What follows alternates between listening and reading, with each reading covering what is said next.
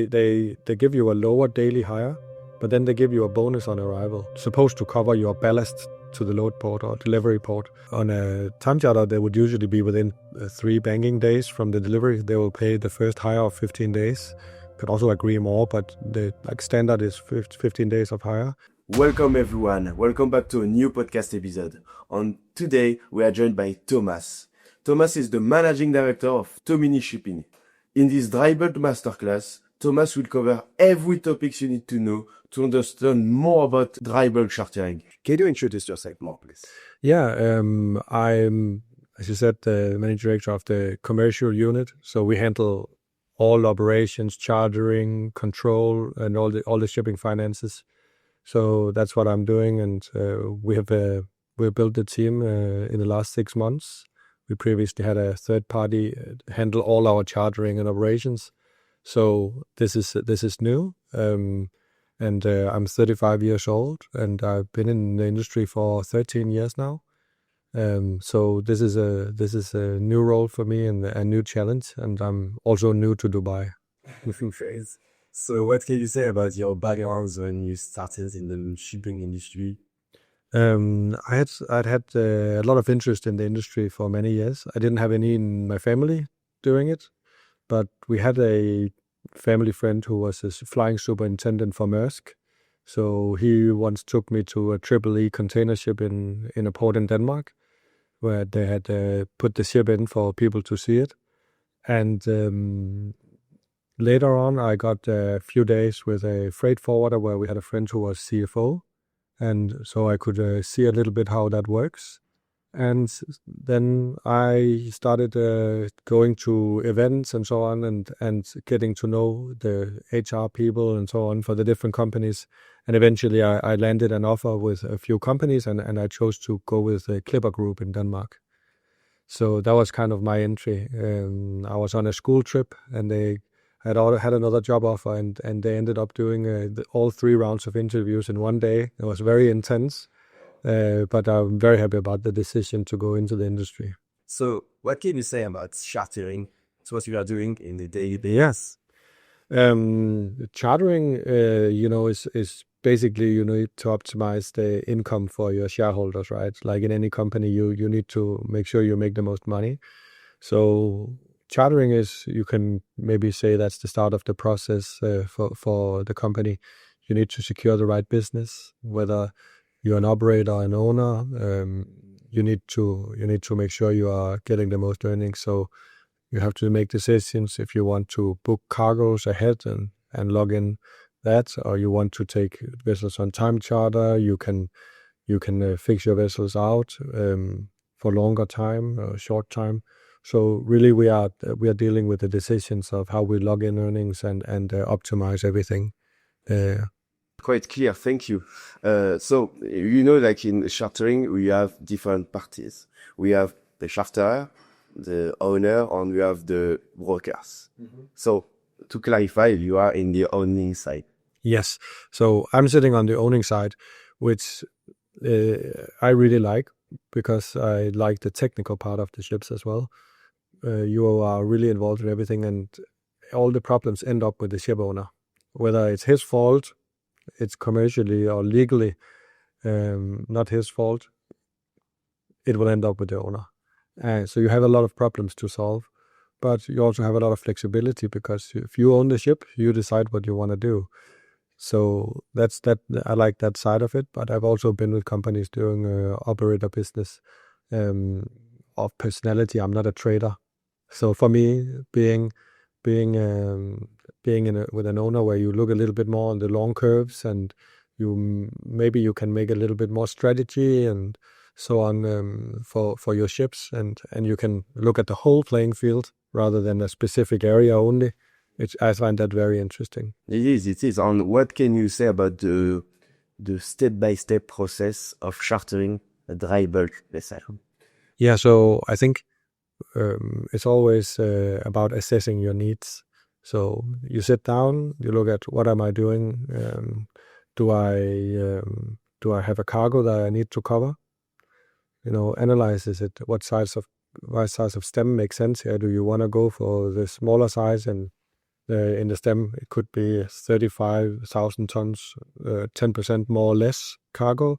So you can look at, okay, if the smaller ships, there are plenty of them and they're cheaper, maybe it makes more sense commercially, maybe it makes more sense to take a larger one. So you assess your needs, then you describe what you need so you can tell other people. That will usually be in a quote that you can then share to brokers. Sometimes you share it to brokers, sometimes you share it directly to other people. Usually it's via a broker. But then you describe your needs. They can then get on it and start proposing you things.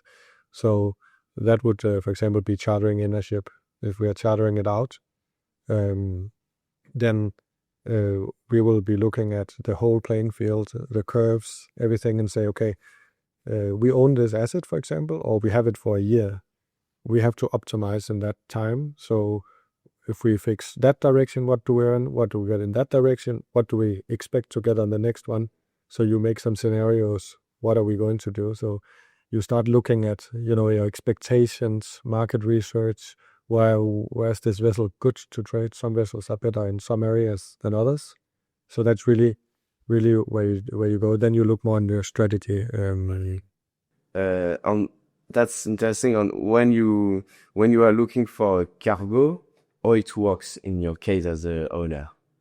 If we're looking for a cargo for an owner, we will be looking at the cargo that is in some sort of proximity of the ship. Whereas if you don't have a ship, you can book wherever and then find the ship later. So for us, it's a geographical area. Sometimes you ballast a long way. If you're doing a no-pack round and you have to sail from China to the Northern Pacific and then in the US or Canada, for example, and then back, you're ballasting a long time. So there might be a large area and might be a very small confined area. If you're in the Baltic with a handy-sized vessel or an Ultramax, for example, you'll probably find a cargo within maybe half to 2 days of sailing. And then you calculate everything. You take the cargo, you put it in the system on the terms, then you look at, okay, they say it's loading 8,000 tons a day, but I can actually look up in a system with data and see, okay, they actually only do 5,000 a day. So then there might be some upside or downside there, some risks. We look at how much it rains and all that. You analyze each cargo to see, you maybe try to find the one where you find the most upside. If it then also pays the best, then you go for that. Or maybe it pays second best, but there's more upside, so you go for that. And so that's kind of how you go in and evaluate that. Okay, it's great clear. Thank you. On the way you that's a good question, because when you look for a cargo, so you get the cargo, and then you have many parts you need to take into account. For example, Laden is very important. What type, when you want to fix a ship, what are the measures, I would say, the most important points to take into account? So for the recap, where you will have the main terms, if we just focus on those, I would say, money on Laden are very important, but there are other things as well, which are always specific to the trade. So besides like the more generic things like money and Laden and bunker clause maybe, then there can be some specific things for the trade. If you're doing steels, as an owner, you would want to have some surveys. You might mention that in the recap. There might be some limitations to how you can load that you will need to mention. It can be if you're doing clinker to West Africa, you might have to remember some extra money for the cleaning, and you might have some terms that say you cannot load this in rain. If you load cement or clinker in rain, it will become rock hard cement, and you will have problems. So each cargo and each trade has specific things that you need to consider, which is also why you cannot just have anybody with no experience do it, because you need to train and understand all these specific things to each cargo. I just want to talk with you about Laden on ballast. As an owner, I know it's a very important term to position your ship. So what is the philosophy behind what people should understand about the why we ballast, and especially who is paying for this, or how many this? Yeah, so sometimes you can have situations where you need to ballast because there's no cargo. So you decide to take a look at the markets around and see if it makes sense to go to one of those. You obviously want to ballast as little as possible. And I remember somebody told me they had a consultant firm help them, and their suggestion was ballast less.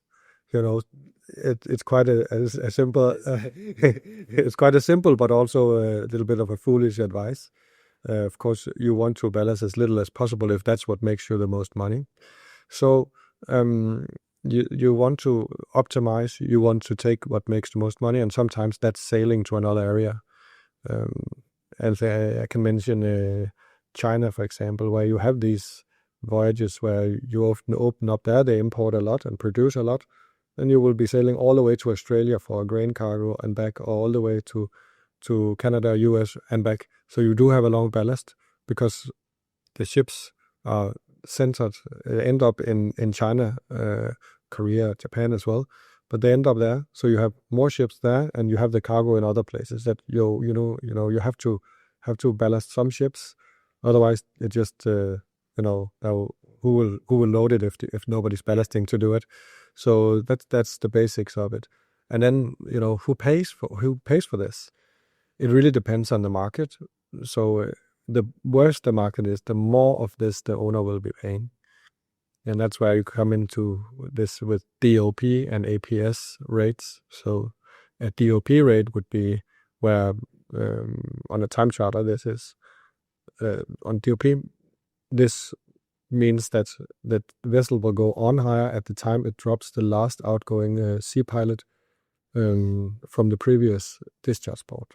So let's say the owner has done a time charter, and the vessel comes out, or a voyage for that matter. The vessel comes out and drops the pilot. At that time, the vessel will go on hire with the new charterer. That will be the most likely case in a good market. In a bad market, the charterer may say, you know what, you can deliver in the load port. And then the owner has to sail on his cost all the way to the load port. Usually, that will not be good voyages in a bad market where you have to ballast a long time. But this is sort of a market mechanism where, the levels of the market decide who's going to pay. Yeah. And that's one of the interesting things in the industry, because sometimes you are just in between. Maybe last done was an APS rate, but I managed to get a DOP rate here. Sometimes you want to do the APS rate because there's a lot of congestion. Yeah. So sometimes you will be faced with the offer of you can take 11,000 DOP or 13,000 APS. On paper, on a 30-day trip, that might be the same number in the end, the TCE. And then you have to look at, if this could become a 60-day trip, what rate would you rather wait 30 days at? 11 or 13? So that's where you have to be smart and analyze the trades you're doing. So you don't take the DOP rate because that's safe. You take the rate that will make most sense for you. Yeah. Interesting what you say. What is the longest ballast you experienced in your career? Yeah, well, I had a few years in gas, and in gas you ballast a lot because you have gas in one place and consumers in another. So we would usually ballast all the way from China all the way to Europe. You would load the cargo, and sometimes on the way to China, for example, they would call and say, well, now we sold the cargo back to Europe because the price has changed of gas. Now we can sell it back, and you would turn around and sail back and discharge into the same facility. So that is a lot of sailing around. On dry bulk, I think the longest ones have been from the continent, where we had very bad markets, but you had a good East Coast South America market, and maybe we needed to go to dry dock and needed a front haul. We would ballast all the way down. I guess that takes about a few weeks to do, and that's also why in East Coast South America you have a rate system where you get a ballast bonus, because you would often ballast to those areas. So rather than giving you $25,000 a day, they might give you 15 plus 150 or 300 or whatever it is. This is like a mechanism that is used because if you did give a high rate, no cargo charterers would give you a demurrage rate that is high enough to recover the cost of your ship if you're waiting. Yeah. So you have these two components because it's a place you do ballast often. On how is working this ballast bonus? It means like the charter is giving you higher, bigger higher than on the ship, or it works? Actually, so let's consider that you're ballasting from the continent. So if you did that and got an APS rate, then you might, let's say we didn't have ballast bonus, you might get $25,000 a day. But because the charters don't want to pay you $25,000 a day for any waiting time you might have, there might be congestion or something. They give you a lower daily hire, but then they give you a bonus on arrival that will then cover your that's supposed to cover your ballast to the load port or delivery port. So it's a way of keeping the daily costs lower, but covering the owner's expenses. It's a compromise. And in a good market, you might say, no, I don't want a ballast bonus, I want a high rate. So I have tried in markets where you suddenly go from having a ballast bonus to you get a daily rate in $60,000, $70,000 a day, because that's more in favor for you as an owner. But that is always up to the market to decide. Owner, sometimes I lost money on a specific market. For example, in February, it was very low market, like end of January.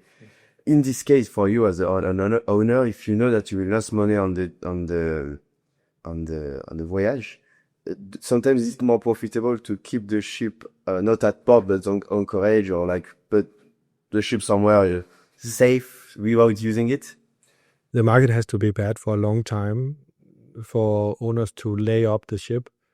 And in layup, there are two versions, like a hot layup where you can quickly get the ship into action again, and then a cold layup. I think dry bulk is one of the industries where we very rarely have like a cold layup.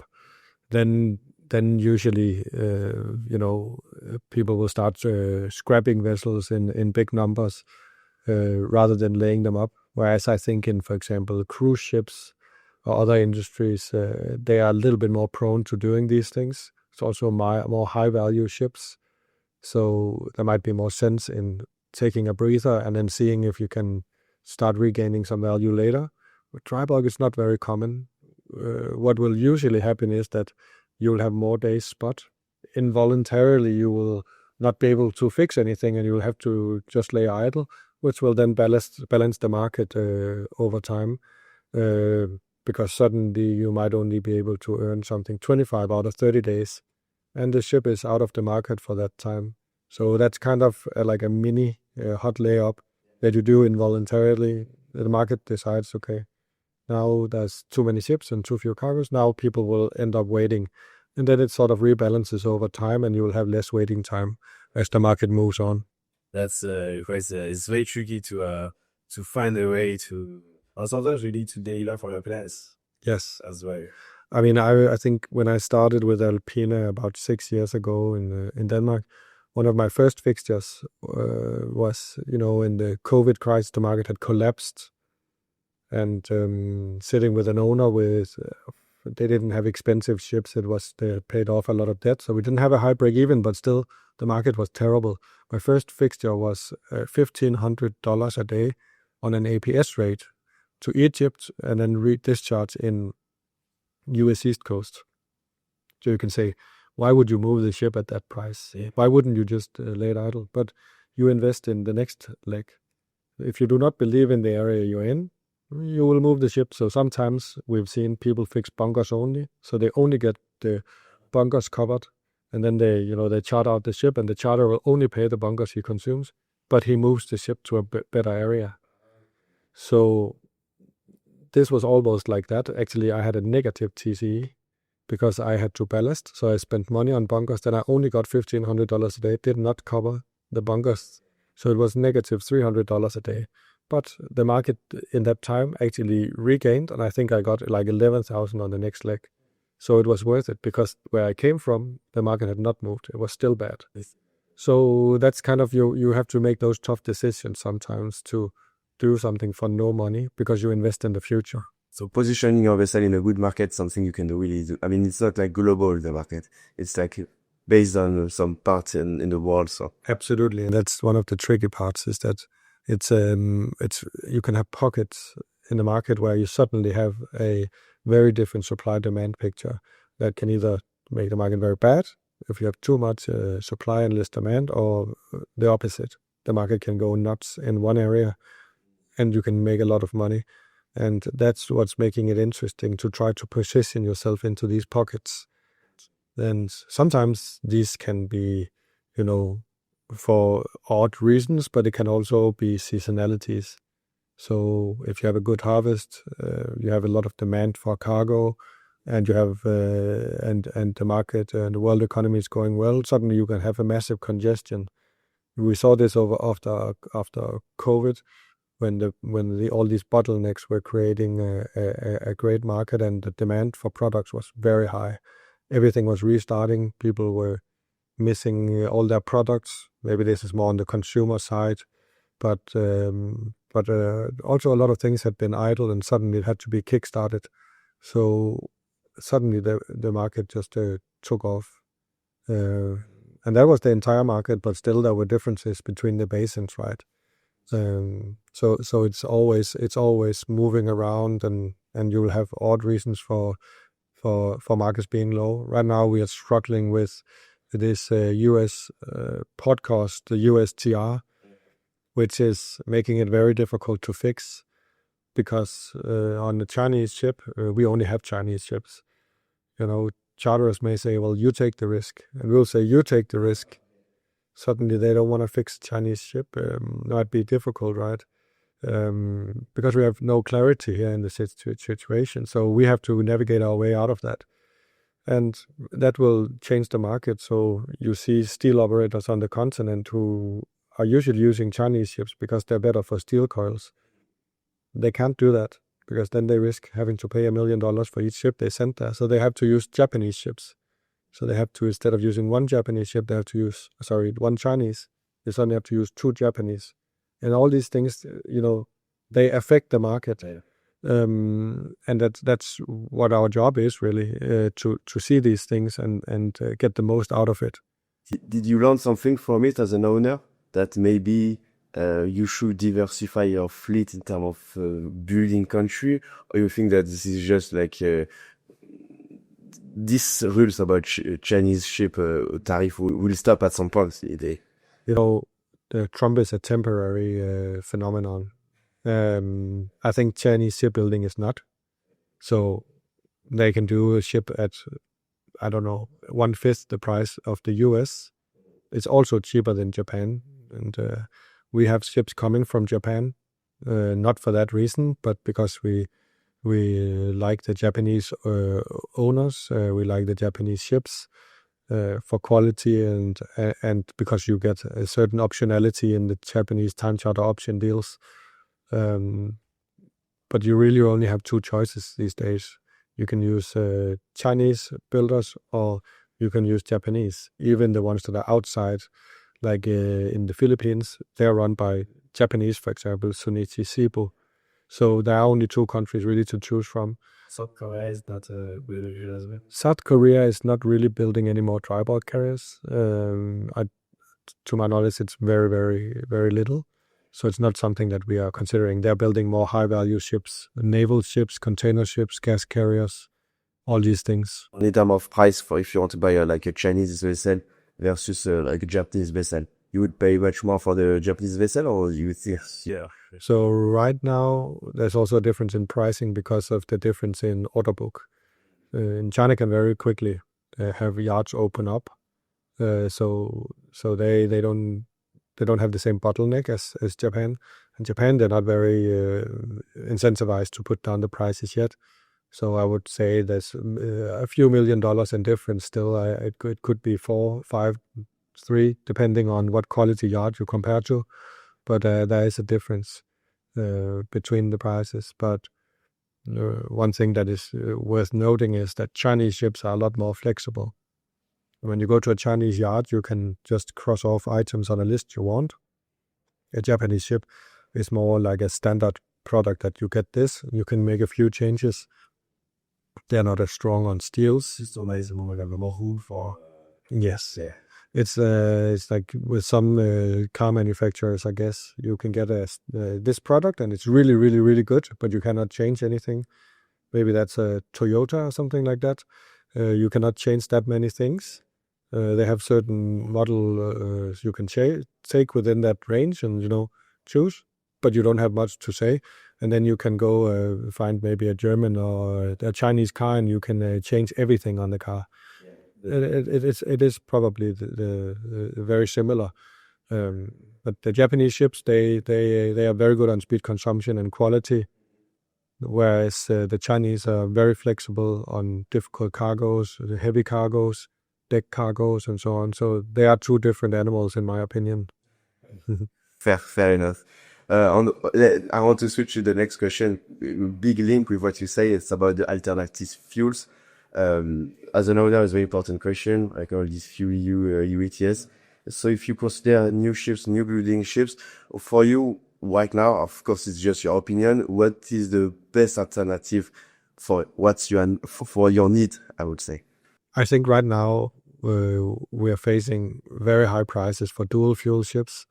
And I think that makes more sense for larger ship types or liner shipping types. I think tankers, containers, it can make sense, especially with low LNG prices. That might be interesting. LNG carriers can burn their own boil-off gas, which is quite a smart way, both to cool the gas and to be efficient, and you have less emissions. They can sell their surplus to owners with no surplus. That's the fuel EU. So there can be an economical sense in that. Whereas on dry bulk, you go to different ports all the time. The smaller the ship is, at least, the less standard the routes are. So where I see it, if you're building a Capesize, you might be able to make a deal for a certain route or a certain need where you can use a dual fuel ship, but it also costs more, considerably more. So I think for a handy-size owner right now, one of the interesting things is upgrading the existing ships. So what we're doing on our fleet is that we are applying silicone hull paint. That gives a lot better speed consumption because you don't have as much hull growth. You don't have to clean so often and so on.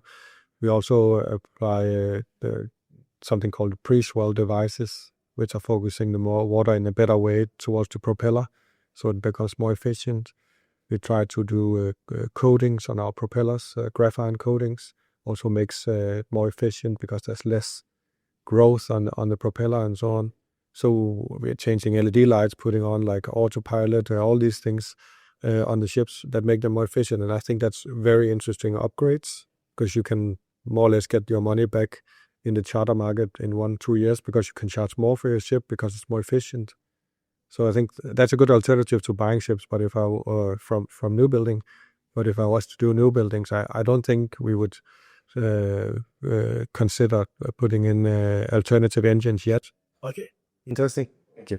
Yeah, but you know that at some point you will need it, or you think that we will create one fuel engine, but like with the appropriate fuel in terms of emission? I think it's very difficult because this choice of fuel has been a long discussion. So for some time there was a lot of hype about ammonia. Ammonia is a deathly gas. You don't want to have that out of control. It will endanger your crew. Then you have these methanol options, which are also very limited in production still. What we have in abundance is LNG. I think that's fairly now a proven concept to use that. So I don't think it's fully decided what to use in terms of fuels. And at some point, maybe there's regulation that will make us take some choices for more expensive ships. But right now we don't have the infrastructure or supply in place. Right now, with the regulation we've had from the EU on Fuel EU, it seems to make more sense to buy compliance from others who are easily able to burn LNG or other types of fuel versus doing biofuels. Biofuels are a good option, but they are also dangerous because some of it comes with deforestation, because palm oil plants, or what you call plantations, are not great for the environment. They will cut down a lot of trees to make that, and I saw there was an article about it where it said that I think we had to cut down trees equivalent to the size of Germany to make enough. And so there are a lot of things to consider in this. It's not just black or white. And it also depends on your ship type, your ship size, and everything. Let's go back to chartering. And I want to ask you about your clients, the charterer, the importance of charter. As an owner, do you choose the charter? Because of course you have different types. We have the big ones, the major ones. And you have as well a small charter, the new player. Are you doing a due diligence process when you select them, or for you, you take everyone? Early talks. Yeah. No, but I mean, selecting your charters is very important. I think especially in dry bulk is a bit the Wild West. So you have a lot of people opening shop and then closing down again. You have a lot of people doing a fraud. So you have to be very careful who you do business with.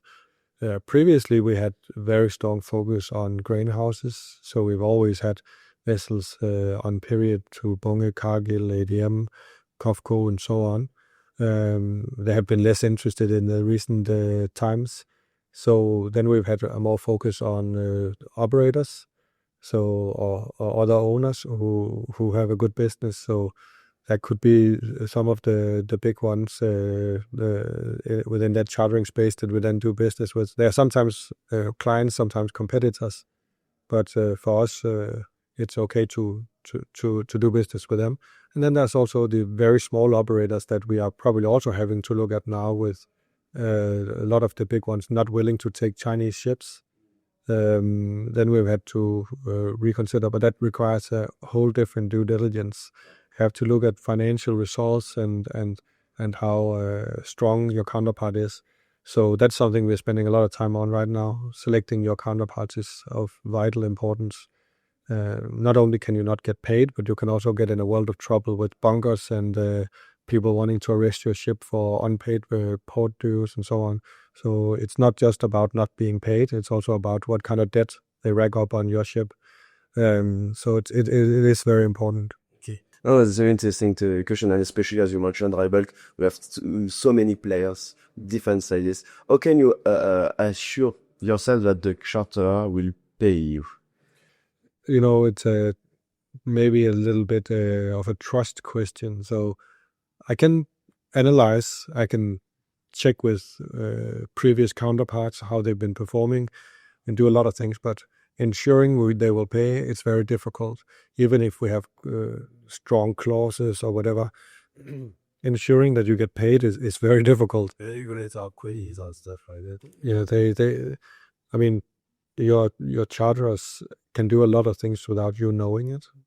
So you don't know exactly what kind of credits they have on your bunker. So you might, with not very strong counterparts, have a bunker lien clause saying you cannot buy on credit on my ship.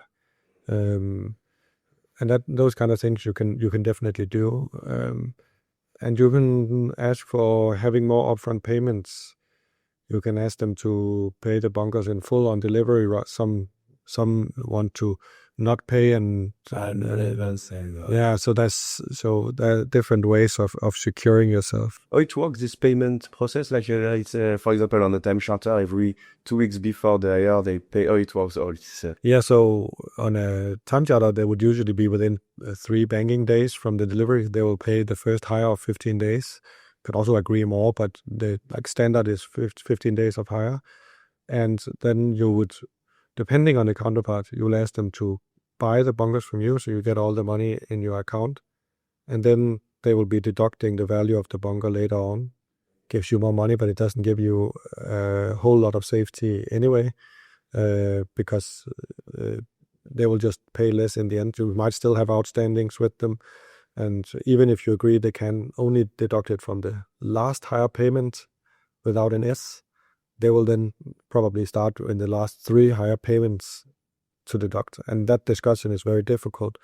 How do you get your charterer to comply if you tell them you can't deduct this? Yeah. So that's why it's very important to choose counterparts that you can work with, who understand you, you're close with.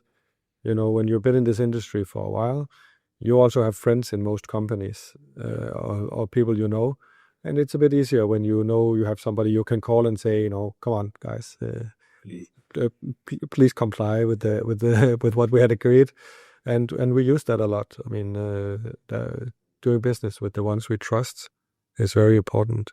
Did you experience in your life shipping some chapter who didn't pay? Yes, I've tried that many times. I've tried to. I don't think I'll mention the country, but we did some business in the country that had been sanctioned and was no longer sanctioned, and we did a lot of business on the gas side, and they just refused to pay the demurrages. They then showed up in our office and offered to pay 10% of the outstanding. And to the best of my knowledge, we never recovered the money because they were in a difficult jurisdiction. You don't have power in this situation. There is no court process. No. It's very difficult. Sometimes you just have to cut your losses, but most of the time people are in a jurisdiction where we can do something about it. You're also under English law. Then you do an arbitration, then you can try to enforce that arbitration award. In most countries, that's possible, but there are also countries where it's not. So you need to look at your counterparts always. And you might, with someone you don't trust, ask them to pay day by day as the merge racks up, or you shut the holds, because that's one option. If somebody doesn't pay you, you can start calling the agents in the port and say, we haven't been paid. Well, then the agents won't let in the ship because then they're not going to get paid. You can check with your bunker suppliers whether they are performing on the bunker payments. Well, if the bunker guys start getting worried, these guys, they cannot buy any fuel. So you can put a lot of pressure by starting to ask around. You can call BIMCO. They can take a look at it and send out a warning to everyone not to do business with them. You can shut the holds and refuse to discharge the cargo until you've been paid. You can do a lot of different things. It's very rare that you have to go to those extremes, but there are ways to try to safeguard yourself. And do you think that the maritime industry should be more like in favor of owners in these terms, or you think that anyway it's trust business, so this is stupid to not paying your other party? I would always like the market to be in owners' favor that way, but I think that what could help is more standardized terms. There's a lot of different terms out there, and some have loopholes. Sometimes you have actually agreed something where the charters don't have to pay you. I've seen in some charter parties with, especially within fertilizers, where you don't get any demurrage for the time you've been waiting if your ship is not able to sail into the port at that time. So if it's been waiting for 30 days and suddenly the ship can't go in immediately, they'll delete all the time you've been waiting. You won't get paid for it. Okay. So one time in the company I was, we lost $300,000 on that. We couldn't do anything about it because the charters were right. The CP said that's how it was. So what are you going to do? So that kind of laws we always have at varying degrees. The better the market has been and the worse it has gotten, that kind of shift from good markets to bad markets is always very dangerous. And so in the good markets, people sometimes forget that this will end. These cycles where we are in are usually only at their peak for about 6 months, and then it will go down very fast. So you don't want to be caught with the wrong charters who can suddenly not pay. So even in bad markets, I will almost say that in bad markets, it's less important because your risk is lower. In good markets, you have to make sure that you are not entering into long-term contracts to make a hedge with somebody who's not bankable. Because it's not really a hedge if they are not going to be sure to pay. I have few. I didn't include them on the list of questions, but this is something that it's you every day you deal with it. For example, what is the difference between a booked cargo or a firm cargo? Yeah. That's always a different funny discussion. Especially when you have a ship in the Indian Ocean, they will always say, it's almost booked. It's very firm. It's firm with me, or come with all sorts of expressions to make you believe that they have the cargo booked. And it's a big difference between, being in very close discussions with someone in booking a cargo or then having booked it and it has been fully confirmed. If somebody has the cargo fully confirmed, they will be the ones fixing in a ship. If it's just a firm cargo, that means that the cargo will most likely be moved. Or maybe the cargo has been sold, but the charterer hasn't decided who to give the freight contract to. So in that case, you might have 10 people trying, and they all say the cargo behind is firm, but it doesn't really mean that they're going to be the ones moving it. So you will see this a lot in the Middle East Gulf, in Indian Ocean, and so on, where there's a lot of tender cargoes and a lot of short voyages with low value products. There's a lot of people trying to make a buck. And that means you have 10 charterers chasing the same cargo. You think, wow, the market is great. There's 10 people who want to charter my ship. It's almost the same thing they want, funny enough. But in fact, there's only one cargo. So you have to be really good at seeing through that. And then if you can identify the cargo, you can do it yourself, right? You don't have to have somebody in between. Sometimes you want somebody in between. There are the cargoes I won't fix on voyage terms because I have experience that says it's not a good idea. I'd rather transfer the risk to them. Maybe I get a little bit less money, but I don't have any risk. Then they will take the risk, and that's kind of their function in the market. But a lot of cargoes we rather do ourselves than letting somebody operate on it as such. And in that case, if you are booking a cargo, it's nice to know if it's firm. Has the cargo been sold so it will move? Or has it not been sold? Is it sub-sale of the cargo? Because prior us doing a freight agreement, the cargo will have to be sold, or the charterer will send it out on the ocean and hope to find a buyer while it's on the ocean. But I guess that's less common in dry bulk. It's more common in tankers. Yeah. So it's very important to know the difference between these things. Yeah, very important. It's especially for all the people who want to join the chartering business. Thank you for the explanation. Very, very clear. Now I want to ask another question about stowage plan. Yes. It's very important to know what is stowage plan, the importance of it. Of course, it has a direct link with the commodity you are transporting, so the density of the commodity. What can you say about stowage plan is always a difficult thing because you're communicating with somebody out at sea, and you have to instruct them how to load it. They have the view that they need to protect themselves sometimes, so they will be a little bit conservative about how much cargo they can take. They don't want to overpromise. So you have to have a way to make sure that the captain will try to put as much cargo on as board or as possible on certain limitations. That could be the density of the cargo or the draft in the port, whatever. There can be a lot of things, tank top strength. Yeah. How much pressure can the ship hold? And then you have to communicate that, and it can be a little bit difficult sometimes.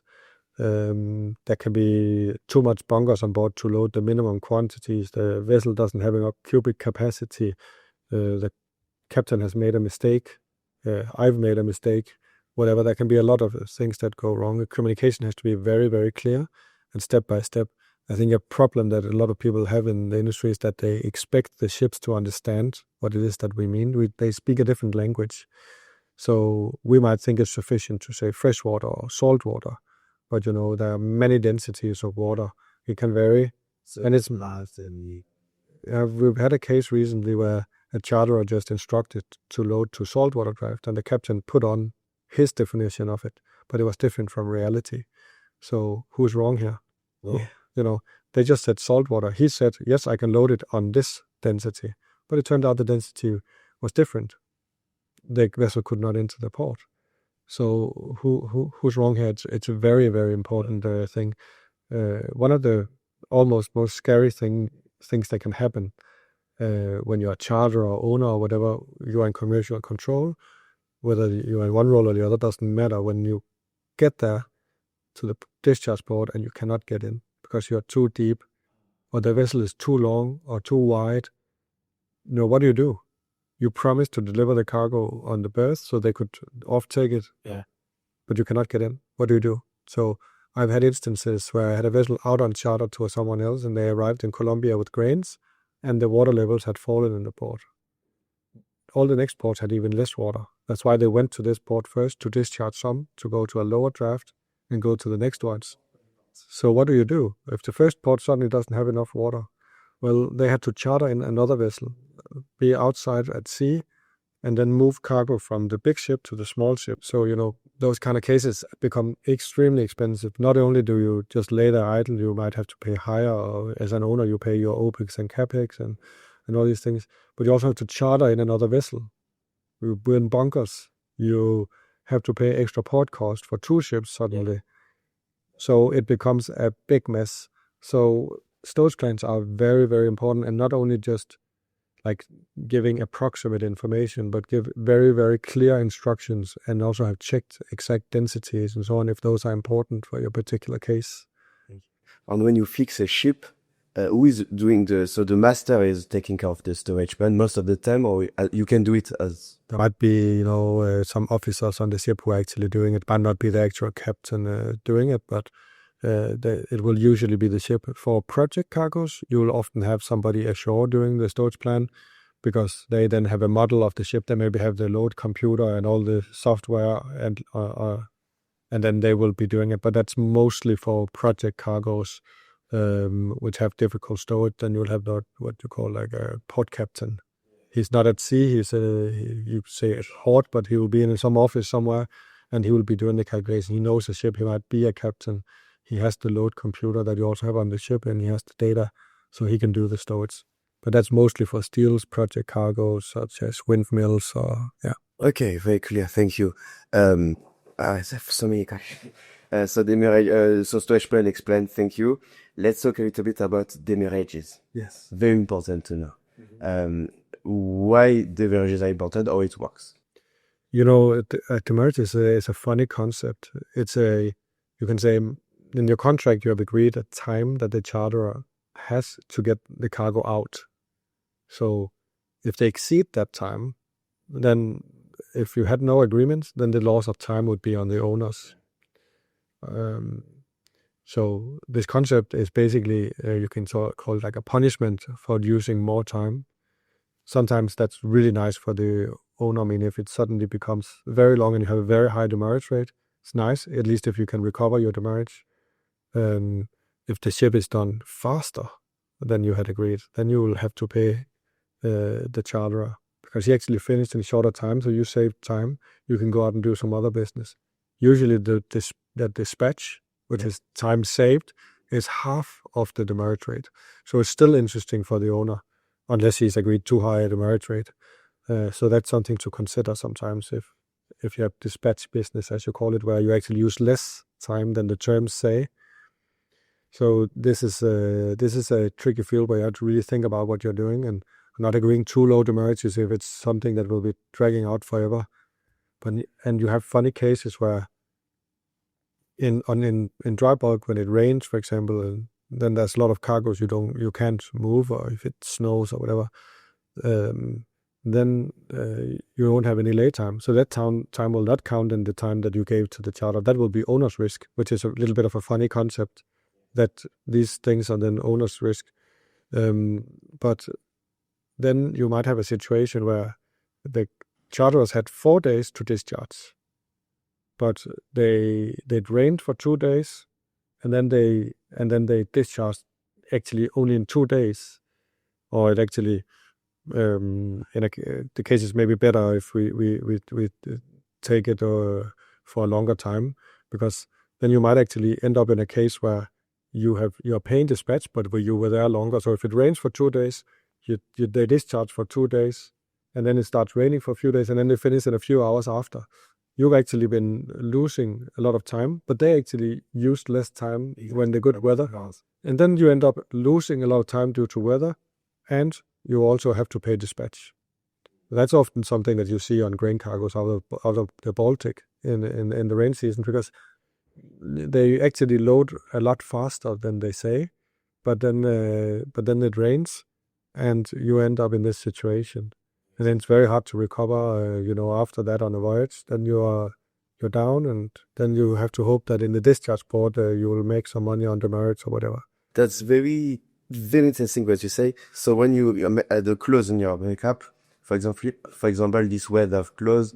So it works. What kind of clause do we have? The major ones. Yeah, well, for demurrage, you start with describing tons per day, and then what time counts. So that can be If it's sync terms and Sundays and holidays included, that means all time counts. And you can have something called set PM checks. That means like time from Saturday 12 o'clock until Monday 08 hours doesn't count. You can have Sundays, Saturdays, holidays excluded. That's what people sometimes refer to as shitty checks, because those are not great terms, right? So that describes how many tons, which days count, tons per day, and which days count. And then it's always followed by a little abbreviation per weather working day. And that means that, the time count times only when it doesn't rain or there's like too strong winds or whatever weather situation you can have that prohibits you from loading or discharging for that matter. So that's where you start. And then you have a lot of conditions. So then suddenly time from anchorage into the berth is owner's account. Time out again is owner's account. Opening and closing of hatches might not count. Draft surveys might not count. Then you also have a very important portion of it is how you tender notices. So you also often have that the first 12 hours don't count. They call that turn time. Sometimes it's 6 hours, sometimes it's 48. It can vary a little bit, but the most common is 12 hours turn time. So that time doesn't count from you arrive to they have to start. So that could be the way you start the lay time calculation or counting is from there ending that. But then you can also have terms where you can only tender notice within certain office hours and only on certain days. So if you arrive on a Saturday morning and you can only tender your notice Monday 0800 hours, time might only count from, let's say, 2 o'clock that same day, in that kind of terms. So then you wasted all your time for the entire weekend. In that time, it might have been better just to slow steam. Burn less bunkers, and then time doesn't matter, and then you arrive for Monday morning in your tender. So there's a lot of optimization, and it can become quite complicated calculation if you arrive in Brazil, and then there's congestion. But then it rains half of the time, and then you have to take out that time, and then maybe you get to a point where you get on demurrage. And there's a saying like once on demurrage, always on demurrage. That means once you've hit demurrage and they have used that time, then you will continue to be on demurrage. But then in terms, then say, but okay, then we have some terms saying even if on demurrage, you don't count this. And then that's quite common. So the saying once on demurrage, always on demurrage is not fully correct in many charter parties because there are still exceptions. So it can be very complicated and there can be a lot of discussions. That's interesting what you say. Say, if, for example, I use the demurrages because of the weather or due to the loading, do I need to pay this demurrage as well? If it's not my fault, it's the weather issue. I spend 5 days loading my grains instead of 3. And then I have 3 days the demurrages plus the congestion. So well, maybe let's say you have agreed it would take 3 days, but you spend 5.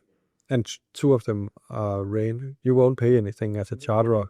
The owners will say, you spent 3 days and the other 2 were rain. So you know what, it's actually 0 because you didn't spend less, you didn't spend more. I have to take those 2 days on my account. Diligence, the way guys. And that's why we have tools to see what is the average time lost of grain in different port at different times. We have tools to look at that because you need to go in and analyze on that. So you might say, you know what, on average, it rains 30% of the time. Okay, it always rains between 8 o'clock in the morning and 4 o'clock in the afternoon, and late time is only between 8 and 5.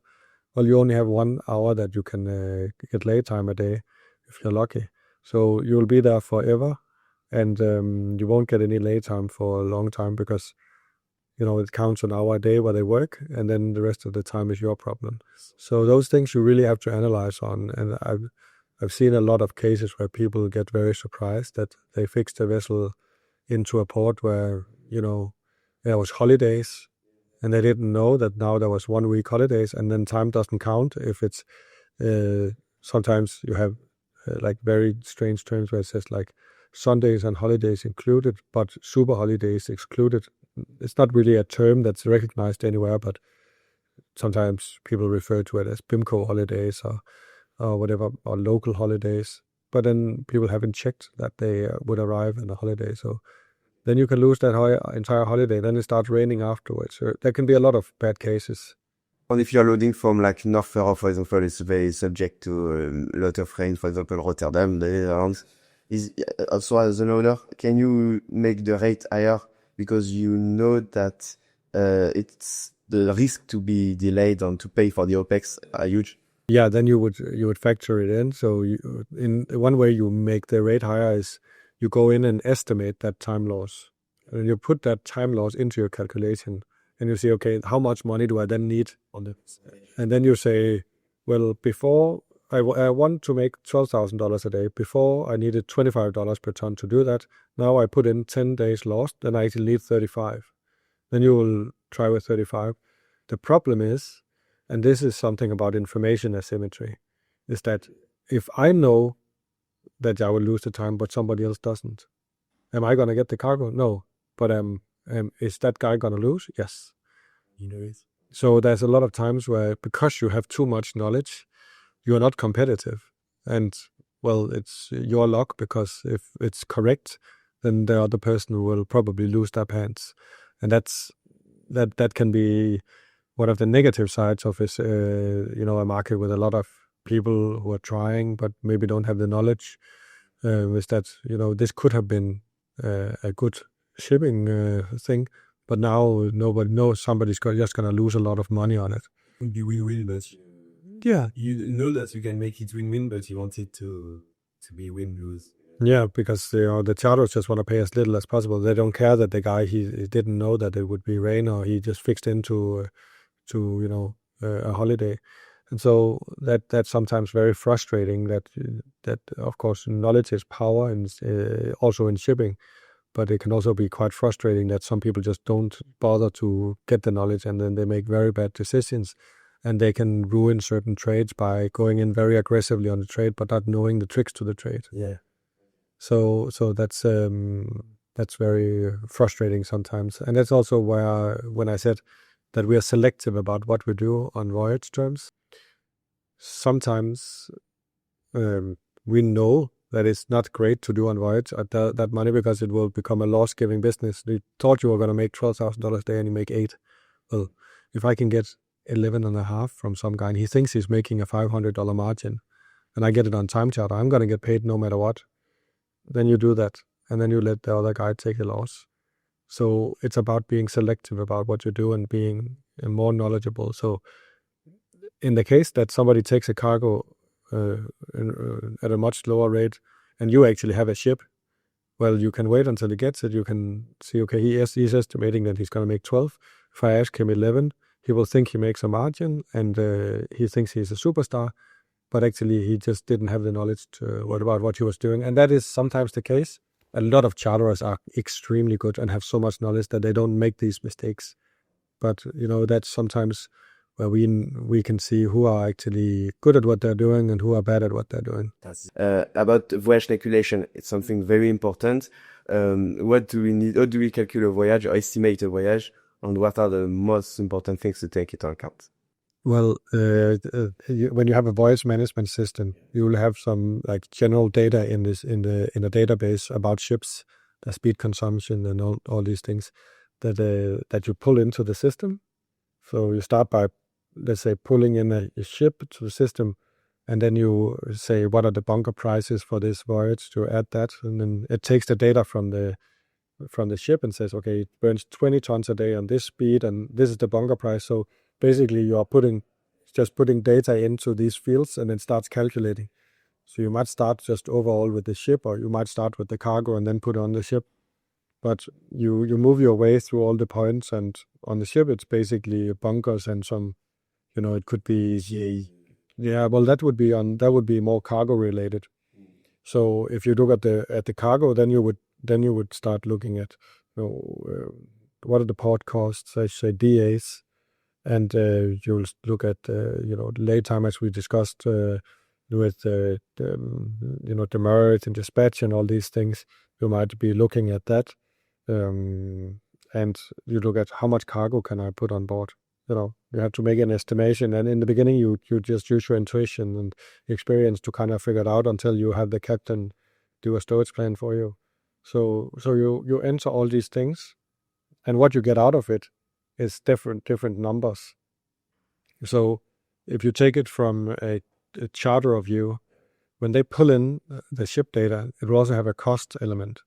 So let's say you pay $14,000 a day for a ship.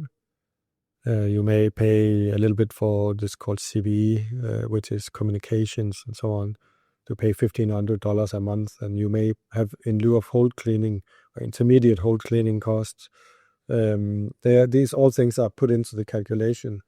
And then you also have an income side. So when you're looking at in your profit and loss column, you will see an APS number. So what is this cargo paying if I was in the port? It will show you the number. If you from where you're coming, that would be the DOP number. That's what you actually end up getting, right? But it's interesting to look at the APS number. What would somebody else get if he was right in the port? Okay, am I too expensive? It's a good way to look at it. And what you get out of it in the end is you get a TCE, which is a TCE is your voyage revenues. So what are you getting of income minus your voyage variable costs, and those are all the bunkers and DAs and all those things that are specific to what you're doing. What is actually costing to move this, and that is also the hire for the vessel. In the case of a charterer, that's a hire. And then, sorry, that's actually not deducted in the TC. You get the TC. So TC is the what was I saying? The voyage revenue minus the variable cost. That gives you a TC, and beneath that, then you have a profit where you deduct your cost of the ship. So if you're a charterer, that would be your hire and these things. And for an owner, that would be your OPEX, CAPEX. So that number in the end is either your profit, or we can see that as a profit. And the TCE, you can say, is a contribution margin like you talk about in other businesses. Once I've taken all my variable costs out, what do I have left to cover my expenses? So just to say it again, the owner has OPEX and CAPEX, and the charterer has a hire he has to pay. Le bunker plus PDS, this is the charter accounts. Yes, that's his fixed costs. So once you've deducted your fixed costs from your TC, then you end up with your profit loss. That profit loss will then go towards covering your overheads and your huge bonuses and lavish parties. But that's basically how that works. And that calculation is super important because if you put in wrong hard cost or you put in the wrong weather delay, I mean, if you cross the Atlantic in winter, you might lose 20% of your time. But if you only calculate it with 5, well, you're losing a lot of money on that trip. So it's very important what input you have. And I would say there's not a single field where you don't have to validate what you put in. It's not like you can just put in and guess. Yeah. You do that at the estimation stage. Maybe you're like, oh, this looks interesting. Then I'll dig deeper and then I will validate all the numbers and check. But it's just super important. So then I also think that it's important to look at like your terms calculation. You calculate on the terms that are on the contract, and you see, okay, what if I actually look at what actually happens? Am I gonna lose money or am I gonna earn money? In some cases, you will earn money because you're gonna stay there for 50 days in the discharge port, and the terms only say you will be there 5, but you have a great demurrage. So then you say, oh, I have upside here. I'm fixing $11,000 a day, but I have a $20,000 demurrage. I'm only paying the ship $9,000. So this looks great. That's very interesting what you say. The most important thing to understand for the listeners, this is that for owners, you take into account the OPEX and CAPEX. Mm-hmm. That's what you need to calculate. As a broker, I know I don't take care of it because it's not my clients on the charter. So, of course, we work closely with owners, but I mean, when you make the voyage estimation, this is for charter account. For owners, it's all about the crew cost, all the machinery, all the insurance, everything. And so on charter, as you say, it's DA, bunkering, then what else can we have? We have some other expenses. Yeah, so once you have your TCE, that's after all your variable costs. So that's only what's going towards your covering your hire, and whatever profit you have, then you already paid everything, right? So that's what you're looking for. The net profit. As a charterer, you're looking always at optimizing your net profit also in the long run, but also on single legs. So that's what you're looking on. As an owner, you are not very focused on that. You're much more focused on the net TCE. So your TCE is your contribution margin, and you just want that to be as high as possible always, because you can't really do anything about what your CAPEX and OPEX are when you're sitting in the chartering department. That's something, your technical manager takes care of what the OPEX is.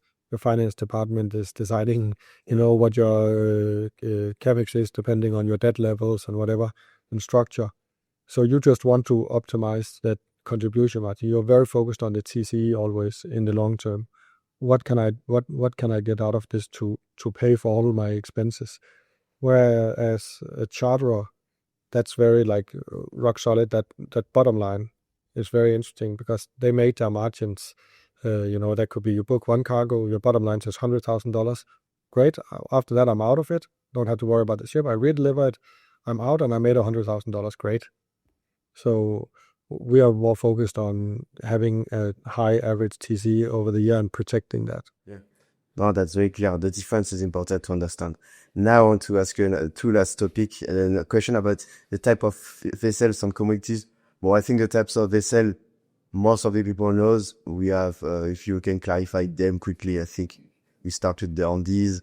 We even have the coaster, but... Yeah, you have the coasters doing the very small trips around different areas. They're rarely like ocean crossing, you can say. Then you have the handysize. Handysize, I think, is very interesting because it's a very versatile ship. It has cranes. Rarely it has grabs, but it does sometimes. Sometimes they're like just a regular shaped bulker that is good for grains and whatever cargoes. Sometimes it's an open hatch box ship that is really good for project cargoes and steel coils and all these things where it's nice to have a square hold where things can be stowed against. As in a normal bulker, then you have these hoppers that make it a little bit difficult. So that's interesting. The open hatch box are also, they have very large hatch, so you can lower things into them. Whereas normal bulkers, you would have to move it in under the hatch combing. So, and then those ships usually command a premium in certain areas. It's also a little bit more difficult business. Then you have a handysize with stanchions. These are like steel pillars on the side of the ship that makes you able to load logs on your deck. You lash them with chains and so on, but you have these on the side, so you can put logs on top of the deck. And so there are many different types of, not many different types of handysize, but there are varieties, and they can do so many different cargoes, and it's a very interesting size. And then the more you go up, the more simple it becomes. And you have the Ultramaxes, which are all very similar in capabilities. They almost always have a grab or grabs for each crane, and they're almost never box-shaped. You can have some called Handymaxes, which are a little bit smaller, like 50,000, 52,000 deadweight. That would usually be something that was built, I think they stopped 10 years ago, maybe in Oshima in Japan, for more designed for local steel trade coming out of Japanese ports to around the world. But otherwise, they are hobbled and they are good for grains, and they are more similar. You can say they can't do you don't have, to my knowledge, any logger Ultramaxes. You usually just put it under deck on an Ultramax. So it becomes a little bit less complicating. So you can call less ports because the ships are deeper. And then when you move up to Panamax, Kamsarmax, you can call even less ports. And the ships usually don't have cranes. You have geared Panamaxes also, but usually you don't have any gears. So they need facilities to load and unload. So that makes the number of ports even less. So then if you move up, you have the baby capes, 110,000 deadweights. They definitely don't have the gear most of the time, I guess. I actually haven't heard about a baby cape with gears, but it might exist. Maybe. But, those are a little bit more versatile than the cape size, which are 180,000 deadweights usually. And then you move up to Newcastle Max, which is 208,000 deadweight, I think. In that small range there. They just basically go from West Africa to China, Brazil to China, Australia, China. They don't have very many trade routes, but they're very good for loading large quantities of ores, coal, or it could be the bauxite or whatever. All these iron ore, all these things that you use in China primarily. You also have other routes, but those are like the major ones. And then you have like very large ore carriers, which are just for the ores from Brazil. Those that Valemax. Vale is a mining company, and they're named after that because I think they're made for a specific, very specific trade. And I guess they're Mass, I think. I think they are like 300, 400,000 deadweight. Some of them were so long that they started cracking in the middle and splitting because they are huge ships. So those are the different sizes. And whereas the trade or the patterns become less complicated, the larger sizes have a lot more complications in risk management. So for a handy size owner, it's very rare to do a lot of derivatives, but the more you go into the large ships, the more financial it becomes. So I would say Ultramax, you also do some derivatives. It's less common than you move up at the Panamax, and it's used a lot. And in Cape size and so on, it's used constantly. They are very focused on managing their risks. You have much less ships, much less counterparts, and so on. And you need to use the paper to optimize your earnings and take out your risk. So they're also because they use it more, there's more liquidity in the paper market. It's much more useful. In handy size, there's almost no liquidity, so you can't really use it. And I don't think it will become a thing that people do a lot. I think it's the handy size market is so diverse and different routes. I think it's easier in a more homogeneous segment, like the larger ones are, to have that kind of paper market that you can use to hedge. So you can buy and sell paper depending whether you want to go long or short. It's FFAs, as freight forwarding agreements, freight forward agreements, and that is just a very different trade. So I think a company like Golden Ocean, I think they have a few chartering managers, but they have 80 ships. If you had 80 ships as a handysize owner, you would have 15 chartering managers. So it's very different segments and very different ways that you think and work. Some like the larger ones because they're more financially minded. Some like to have the handy size because they're very technically minded and like the small and nitty gritty things. In Cape size, you rarely do much on the terms. It's very standardized. You just move on. It's Laden and money and Demurrage, and then you move on. Whereas in handy size, you can trade for days sometimes on many, many, many, many different things. That's the dynamic of the market is different. I would wanted to ask you as well about the different commodities, but I mean, this question is like we can spend so many time on it. And I would maybe ask more on another podcast with a trader who trade all the commodities. But in the chartering, it's important to know the different specificity of each commodity. Grain is not the same loading as I don't know, for example, fertilizer or the type. Yeah, they all have their like unique pitfalls and upsides, and you need to know all of them so you can decide properly between what you want to do. Exactly. So, and now I wanted to ask you as well about two last questions. One about the charter parties, but not okay, we all know you have time charter, Voyage charter, but more about, the template to make this recap. You have the bid, how it works, all this, paperwork when you fix the ship. So if we're talking about the ship fixing a ship out, for example, then you would, as an owner, have like a base set of terms. Since you haven't chartered it from anyone, you own the ship, you will put together a charter party that you can use with your clients. And if those clients then charter that ship onwards, they will be using whatever agreement they have, so they are back to back. So you have to make sure that if you fix a ship and you fix it out to someone else, which is what happens all the time, that you don't accept to do something that you didn't agree with the owner to do. So that process is very important. Like, what charter party do you use? How are you gonna move on the terms? So then when you fix it, you usually start with sending a bid with some main terms. That would usually be the charterer sending that bid. Then the owners will go through it, and then you will attach the CP, whether that's as an actual physical owner of the ship, or whenever you have the commercial control of a ship, then in the contract you will be called either disponent owner or owner or whatever. So as the owner, you need to attach your terms. You go through the main terms, and you will send that to the counterpart. They will then maybe you write in your counter that, oh, please look in this clause in the CP and the charter made, open it up and say, oh, okay, true, it's there. Or say, well, that's not the same thing. I think we have to discuss here. So you do that, and you go back and forth. We send back and forth the counters, usually on an accept basis. So you delete everything you accept. So you couldn't only keep the points, that So the ones you don't agree on, you actually keep. You keep it, but you can you strike through.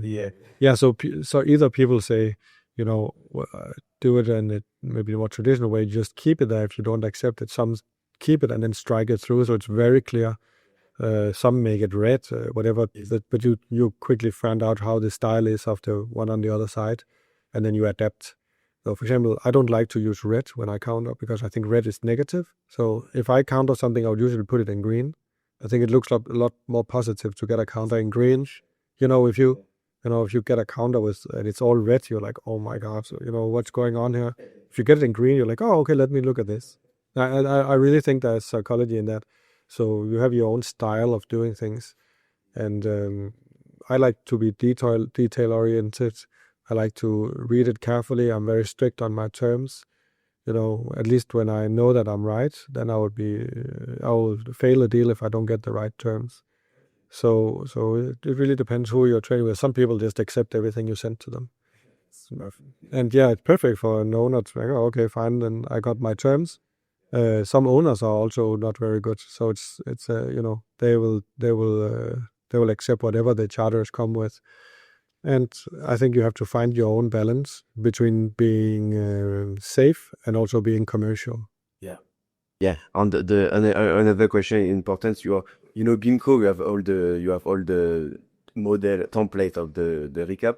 Is it sometimes are you using sometimes BIMCO Voyage party?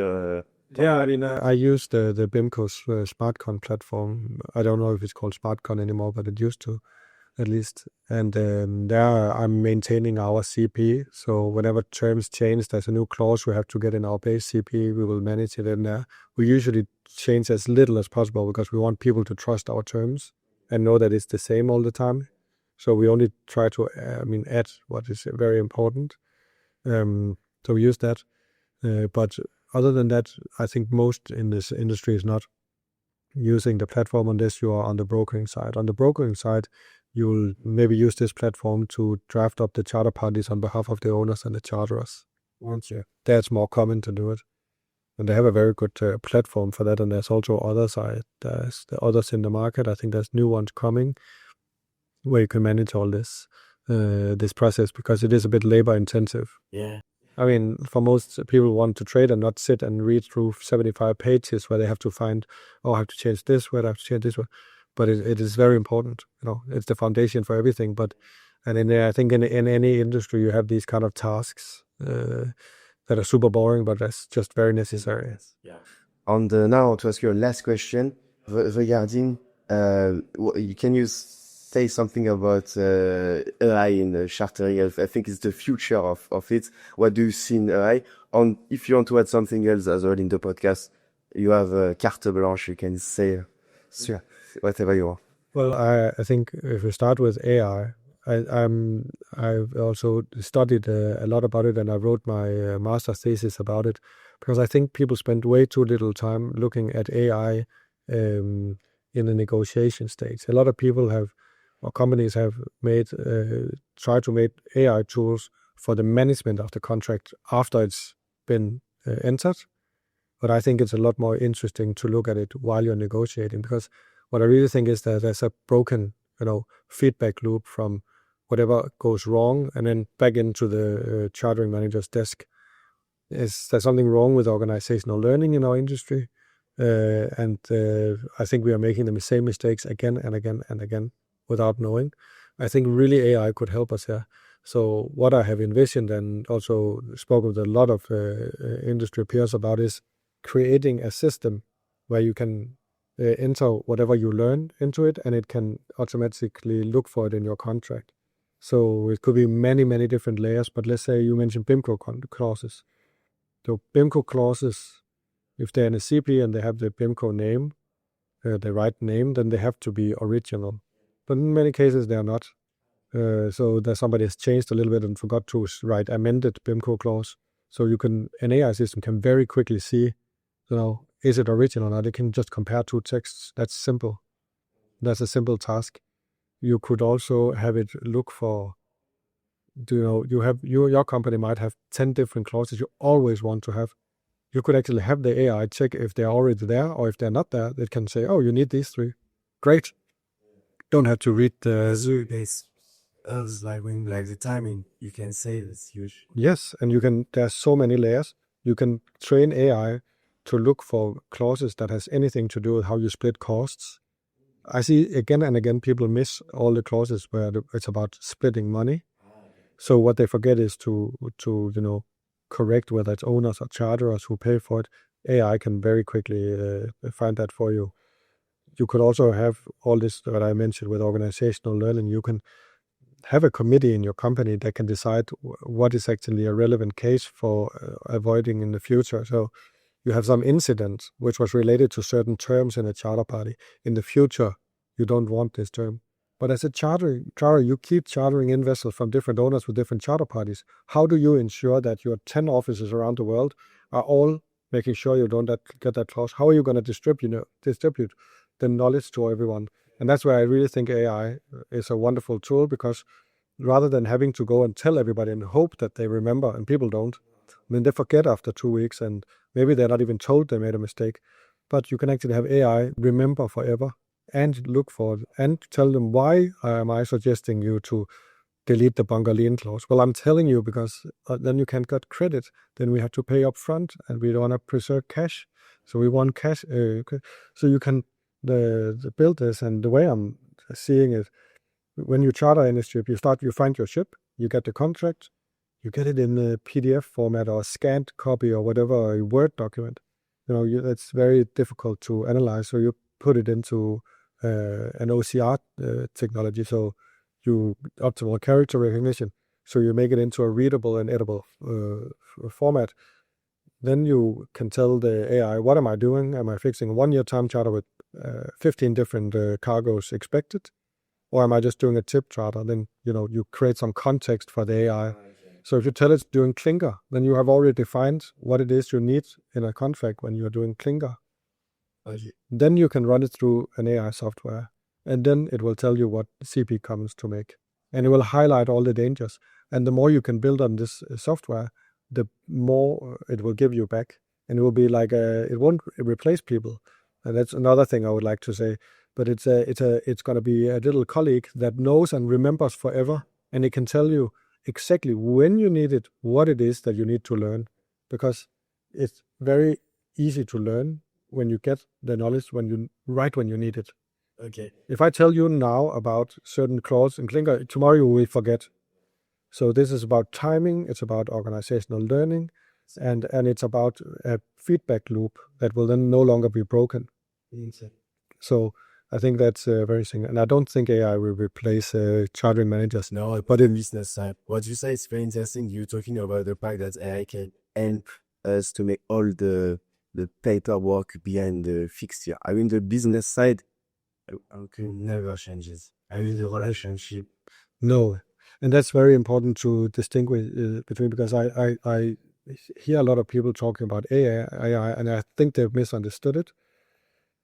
AI is very good at complex tasks, like analyzing a lot of documents at the same time, but they are not very good at figuring out what your negotiation position is right now. Are you in a strong position or a bad position? It might be able to read in the market where you are approximately, but this is about like you're feeling it on your fingertips exactly. What can I get out of this situation? AI can't do that. AI cannot become friends with someone. AI cannot build relationships. All these things are extremely important. So AI is good at those things, and humans are good at those things. So why don't we make a cooperation between them, and see how can we optimize? And it's it's the division of labor actually. So it's just a different division of labor, where you use humans to what they're good at, and you use AI at what it's good at. Humans are not good at reading 70 pages when people are calling them and texting them, and they're under pressure and they have to go to their grandma's birthday. Then you make mistakes. But if you would have an AI tool that analyzed your charter party like this and told you exactly what problems there are in the charter party, also for the specific trade you're doing, or if you're doing a 1-year time charter, there's of course some work in training it, but you could, for example, upload all P&I club circulars about certain dangers. You could attach it to sanctions checks. PDAs with all the border sections, because this kind of information you have it, but not never realized. You know, this draft restriction is laid in the mailbox. That could be for the Voyage charter parties. You put in what ports am I doing? This is a contract. $10,000 in port cost there, 20,000 there. It's going to rain 5 days. The weather delay on this route is this. You could very quickly pop it out, and those tools are there for the most part. They're not in one single system, but I don't really believe in that either. I like having the system split up somehow, but I think people are putting too much attention on creating charter parties after they have been entered and making them correct and making original draft. But all that metadata that you have from doing that, you can say in 90% of all cases, when we have drafted a charter party, this clause is there. Why is it not in this charter party? You can use that metadata from all the CPs you've entered to analyze the CP you're going to enter and see what is missing here. In 90% of all contracts, there is a sanctions clause. There's not one in this. We suggest you to put this in. Or you clause that say the opposite of the other. I mean, clause there not logical between the... Yeah, that can be. They can check. Are there 5 clauses saying on the same subject saying different things? Yes. Well, there might be. So this is something that AI is very good at. But AI is not good at figuring out whether you should get $27.50 per ton or $28 per ton. That's where humans are good. And okay, you might have less need for chartering managers if this becomes a thing that people use and is really good, but it's not going to replace them. Maybe you can be more efficient as chartering manager, and the world fleet grows by 3-4% a year, so you also need 3-4% more chartering managers. Maybe you just need 0% more.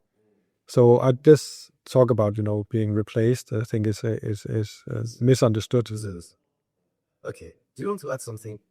Yeah, well, I think that for people who want to go into the industry, I think it's very important to understand that it's a lifestyle that you go into, and you have to give everything that you have in you to have success in the industry.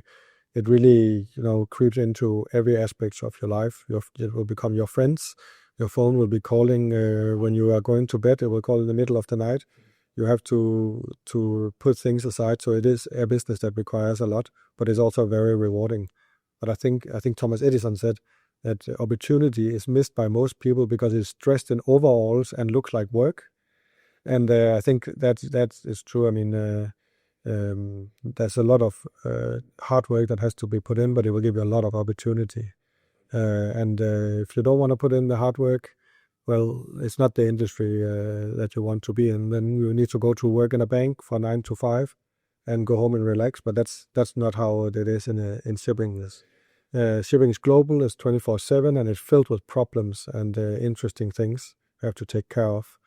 And then I would say, if you want to get into this industry, just put in the time to get to know people in the industry, take internships, go to trainee events, do all these things, put in the work so they can see you have the interest to do it. I always look for hunger in people when I hire them. Is this person hungry?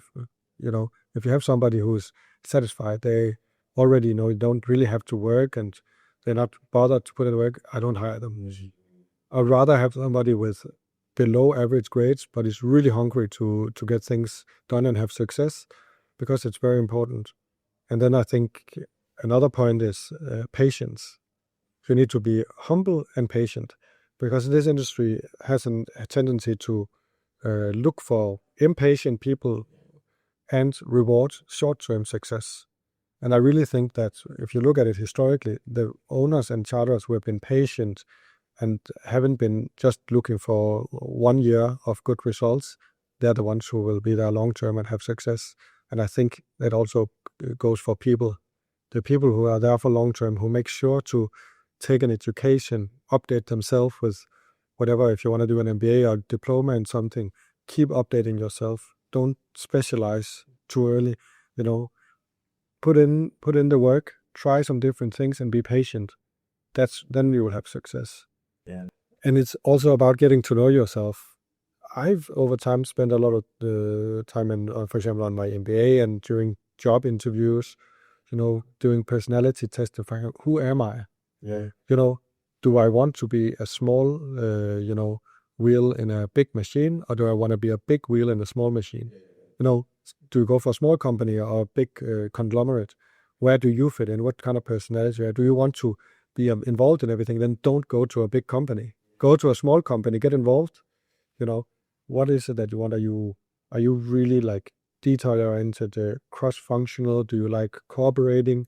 Or are you, very focused and narrow in your focus? Find out who you are, and then go for it. I found out I'm not a day-to-day trader.